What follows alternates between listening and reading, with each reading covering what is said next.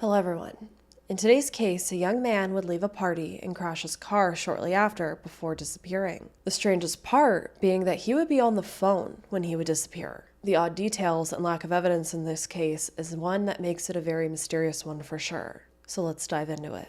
19-year-old Brandon Victor Swanson was born January 30th of 1989 to his parents Brian and Annette Swanson. He had a sister as well, and the family grew up in Marshall, Minnesota, a city in Lyon County with a population of around 13,000 residents, 150 miles west of Minneapolis. In 2007, Brandon would graduate from Marshall High School and then went on to attend Minnesota West Community and Technical College in Canby, where he was studying wind energy. He'd also work at the Hy-Vee food store for around 4 years. Brandon was described as an avid reader with many interests who was very devoted to his family. On May 13th of 2008, Brandon would go over to a buddy's house in the area of Lind, a town just 7 miles from where his family home was in Marshall. His friend was renting a house there, and the party was said to be low-key. After that gathering, between 10:30 to 11 p.m., Brandon would then drive to the town of Canby, a town not far from the South Dakota border, to celebrate finishing his second semester of college with friends.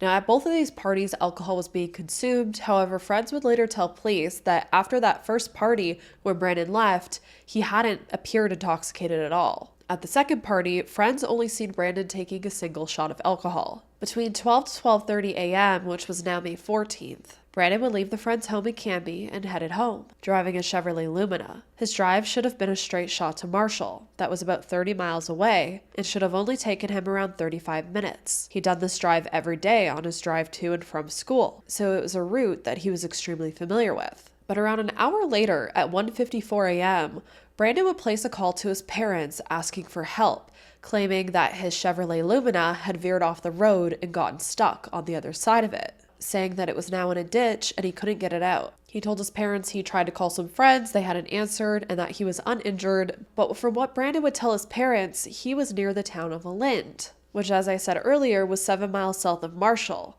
He would tell his parents his car was on the left side of the road, just off Highway 23. But if he had been going down Highway 68 from Canby towards Marshall, which would have been the fastest and most direct route, why would he have ended up all the way out of the way back towards Lind? It was odd and it just didn't make sense. But at this point, his parents didn't know any of that.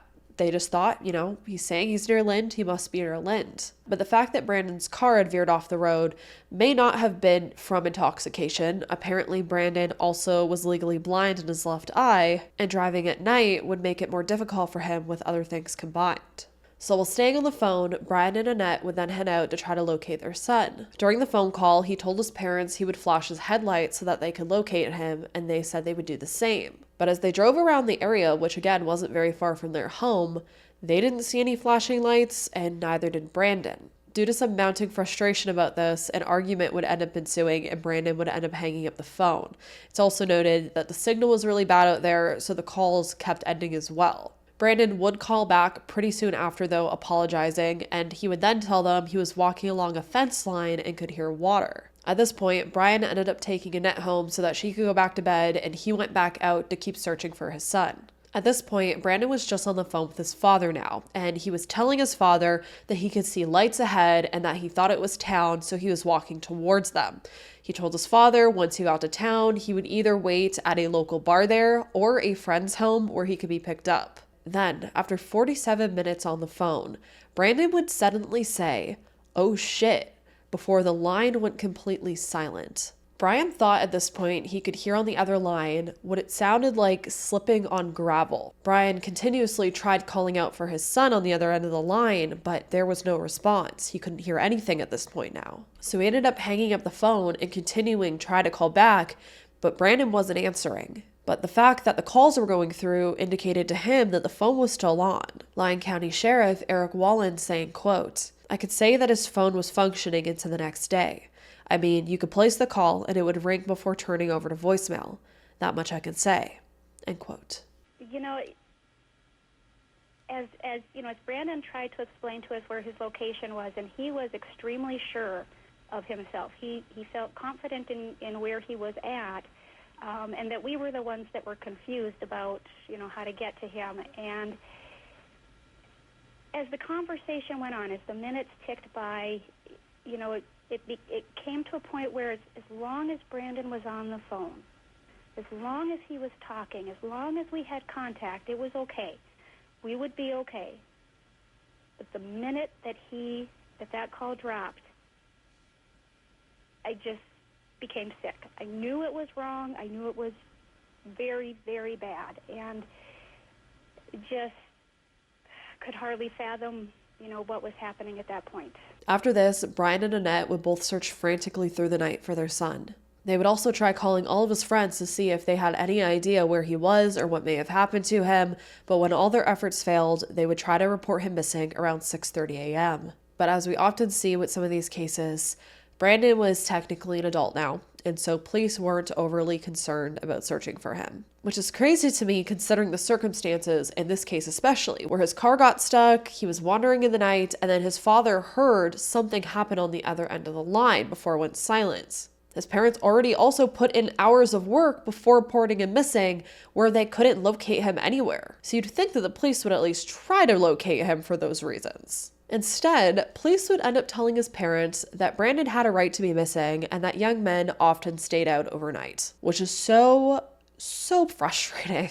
And so his parents ended up having to continue to search on their own. For one reason or another, about 6 hours later, around 12:30 p.m., police finally decided to lift a finger and they would end up pinging his phone. And this phone ping would indicate that he was nowhere where his parents had spent all of this time searching near Lind. Instead, police would go over to the location where his phone had last pinged at and would find Brandon's crashed vehicle on a rural gravel side road between the towns of Porter and Taunton. This road was called Lyon-Lincoln County Road, which was 25 miles from where he had told his parents he had gone into the ditch. As you can see, the area is nothing but farmers' fields and expansive land. What's really odd to me is that Brandon would be so wrong about the area he had crashed in, considering he grew up in this area, it seems like, and he knew it very well. You'd think he would have known he was coming back from Canby and that Canby was nowhere near Lind. So that makes me wonder, was he either more intoxicated than anyone thought? Could he have hit his head when he crashed and he was disoriented and unsure what was going on? He had indicated to his parents that he was unharmed.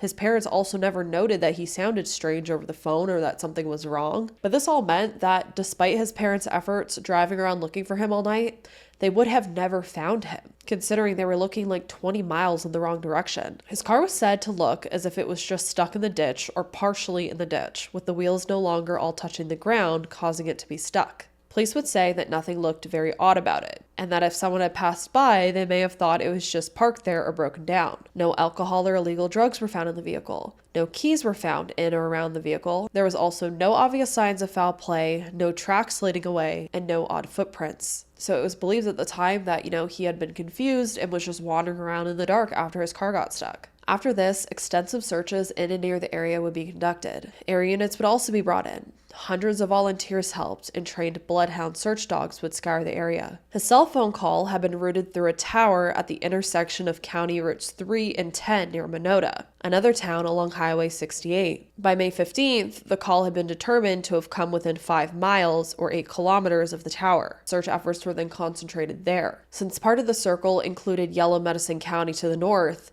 authorities from that jurisdiction also took part. Lyon County Sheriff Joel Dowell noted that from the area, a red light atop a Taunton grain elevator could be seen, and thought that maybe that was the light that Brandon was seeing that indicated that he thought he was near town. Police would begin covering 140 square miles of the area, but ran into issues when some of the owners of the land there didn't want searchers on their property. These were specifically cattle farmers who were uneasy about search dogs on their land, meaning that those areas weren't being searched. In the fall, after fields were harvested, dogs would end up following the scent of human remains to an area northwest of Porter that hadn't been searched yet. This area was roughly 6 miles from where Brandon's vehicle was found. A canine unit would also lead law enforcement to the Yellow Medicine River. This river was about a 3-mile walk from his vehicle and was said to be 15 feet deep in places and running high and fast at the time. But from there, the dogs would end up losing scent. Searchers would end up focusing on a specific area of Mud Creek near where Brandon's vehicle had been found. Boats would be brought in, and police would eventually bring in excavators to sift through the sand and dirt in hopes that Brandon's remains or items would be located. What I did find interesting, though, is that I also read these tracking dogs didn't just stop at the river, but they'd go through the river to the other side,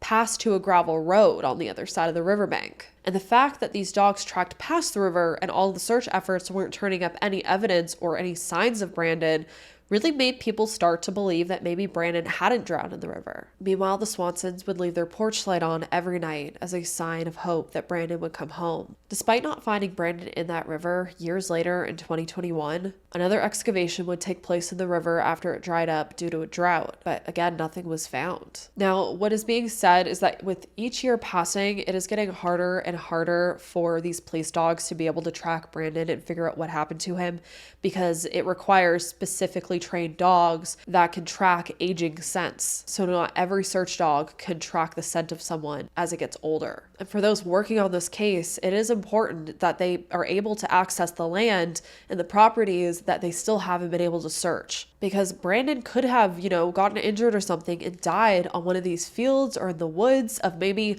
100-acre property that a farmer may own and has just never gone to that specific area, and he might just be there and he just hasn't been found yet. On top of that, the number of dogs that are able to track his scent after all this time has passed is dwindling. It's said that only 3 dogs reside in Minnesota that could do this. Over the years, tips would come in about Brandon being in an alleged argument before he disappeared, but those tips haven't led to any breakthroughs. Every single tip that they've gotten has come up with a dead end. I also find it odd that there be tips he was in an argument, but his father was on the phone with him, and all he heard him say was, "Oh shit," and then it was just the sound of slipping in gravel possibly, and then silence, even though the phone was still on. He didn't hear breathing, he didn't hear anyone else talking, he didn't hear the sounds of water splashing, he didn't hear anything. There's also been a lot of misinformation about that phone call, where it said that the phone call hung up after Brandon said, "Oh shit," but it didn't. It still stayed on until his father hung up the phone. In 2009, the Swansons would get Brandon's law passed that required authorities to respond more aggressively to cases of missing adults up to age 21 and of older adults who would disappear under suspicious circumstances, which is an amazing law and should just be common practice in my opinion. It sucks that it takes someone not being found or an even more tragic thing happen for laws like this to pass that should already be in place. Brandon would also be placed on the America's Most Wanted list for missing persons. Annette would say that over the past years, they still talk about Brandon, saying, quote, "Generally, it's in the context of memories of him as he was growing up, and how he interacted or responded or things that we did together as a family or with his sister. So they're good memories. They're memories that any family would have when they talk about their children as they grew up. It's just that for us, there's a break where there are no more memories, no new memories created. Maybe I'm a terrible mother for this, I don't know, but I felt very early on, maybe the first 48 hours, that something terribly wrong had happened. It's a weird place to be because there's always a little glimmer of hope. But then I think, that's just my heart. But my mind knows that's not going to happen that way. I talked to my daughter about it this summer, and I said to her, I'm not sure Brandon is going to be found in my lifetime. And she said, Mom, I don't think he's going to be found in my lifetime either." End quote. Which is just so sad to think that they truly feel like they're not going to get answers before they pass, and they deserve answers. Which is why I think we need to continue spreading the word on cases like this so that these family members can get those answers that they deserve. The biggest theory on Brandon's case is obviously that he fell into the Yellow Medicine River, or at least one of the streams that may branch off that river. This theory holds the most weight because of the proximity of it to where Brandon's car was found abandoned, and the dogs also tracked to that water. We also have the fact that Brandon said, "Oh shit," over the phone, and then his father heard what sounded like gravel and slipping. So could he have slipped into this river and possibly drowned or been washed away? Maybe he was washed away far enough or to a remote enough area where he just hasn't been found yet, or a search that hasn't happened in a specific area of the river. But that area he also went missing in was extremely rural. There was tons of farmland, so is it possible he could have fell into an abandoned well or a cistern and just hasn't been found in one of those yet? It also makes a little more sense to me something like that possibly happening, because after Brian heard Brandon say, "Oh shit," he didn't hear any splashing of water or anything like that. And you'd think if his phone had fallen into the water, it would have been, completely turned off and not worked anymore. But the phone calls were still, ringing all the way through before going to voicemails if his phone was still, sitting on dry land. And if it had been dropped on the shoreline when he fell in, the searchers, you think, would have found it. But then it also makes me wonder, his father didn't hear, "Oh shit," and then he heard, a thump or something if he fell into the bottom of a well. He didn't hear any other noises to indicate, falling of sorts, just that gravel sound. But if that had happened on one of these properties, possibly, where farmers aren't allowing searchers to go, then he could still just be there somewhere. And if he had just, gotten injured somewhere, if it was in the woods or something like that, or, if a wild animal maybe got to him, you would have heard screaming or something over the phone, but not just, oh shit, and then silence. Another theory is that foul play was involved here. Maybe someone kidnapped Brandon or attacked him. This was a rural area, so there wouldn't have been any witnesses. But if he had come upon another person, you'd think he would have said something more to his father over the phone, not just, oh shit. But I have a lot of questions about this case. I have questions like, is it possible he was drunker than his friends thought? Why did he seem fine over the phone? He said he wasn't injured, but then didn't know where he was. Why was he in a completely different area than he thought? On top of that, it seems like he may have been taking back roads from his friend's house back down to Marshall. So is it possible he was more intoxicated than he was letting on and didn't want to drive on the main road all the way down in case there was police there and he got pulled over? It would make more sense that he may be driving on the back roads then. I also seen other theories where he, is completely sober, as the friend said, and that he was actually trying to turn around in that back road when he got stuck. I don't really know what may have happened to Brandon. Him falling in the water or into a well or someone kidnapping him. None of it just really makes sense according to the phone call. I feel like you would have heard more on the other end of the line. It's also weird to me that his phone has never been found, and it seems to have last been pinging somewhat near where his car was found. So he couldn't have wandered that far away when he was still on the phone, it seems. Another thing I didn't understand is if he left the house party at 12 to 12:30 a.m., what happened during that hour between that and when he called his parents? There's an hour gap there that no one talks about. There's no way it would have taken him an hour to drive to that area where his car got stuck, unless he stayed at the party a little longer, lingered, people thought he left around 12:30, maybe it was closer to 1, maybe he drove a bit, got stuck, spent half an hour trying to get his car out and calling around, and then, when no one answered, that's when he finally called his parents as a last resort. That would make sense to me. It's possible. But it's a weird little gap of time that's never been filled in. But it is really odd that just nothing has been found. There's no signs of foul play. There's no footprints, no tracks because of the gravel road. Not one piece of his clothing has been found. Not his glasses if he was wearing them that night. His cell phone. And there's also no witnesses. It's so strange. Why did he think he was near Lind? It doesn't make sense. But what do you all think? Let's take one more guy like Brandon. Brandon is described as a white male standing 5'6" tall, around 120 pounds, with brown hair and blue eyes. He had a pierced ear and often wore glasses to see. He was last seen wearing baggy jeans, a blue striped polo shirt, a black hooded sweatshirt, a white Twins baseball cap, wire-rimmed glasses, and a sterling silver chain necklace. If you have any information on what may have happened to Brandon, I have the information to contact the authorities below.